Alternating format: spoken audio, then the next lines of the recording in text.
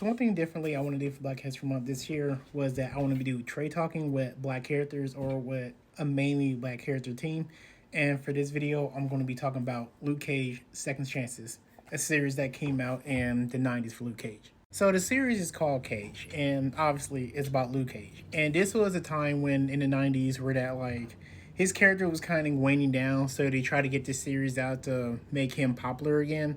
Now, one thing you should know about this is that this was the beginning of him getting rid of his costume and him going by the name Power Man and him actually using more street clothes wear and basically dishing costumes and such. Due to some problems with the Heroes for Hire series, that Luke Cage had to leave New York and go to Chicago.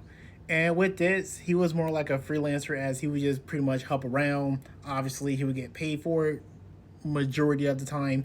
And it was actually interesting because you got to see Luke Cage for what he is. And it was more like he wasn't really a superhero, he just happens to have powers. As usual, you do have characters from other series appear like the Punisher, the Hulk, Iron Fist, an actual crossover tie-in with the character Silver Sable, and a character called Terror Inc., which you definitely need to do research on who that is because he does not appear that much. Now, one of the supporting characters in the series is Dakota North, which she's a private investigator that's actually been in Marvel for at least a good few years before this series came out.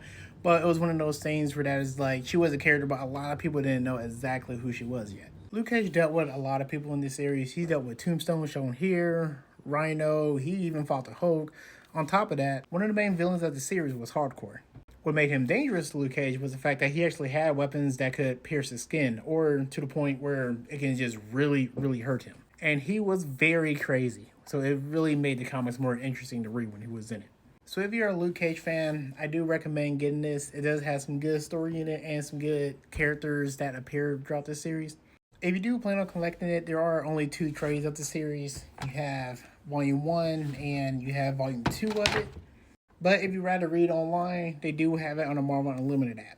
And that's all I got for this video. Thank you for watching, and of course, you have a good rest of your day.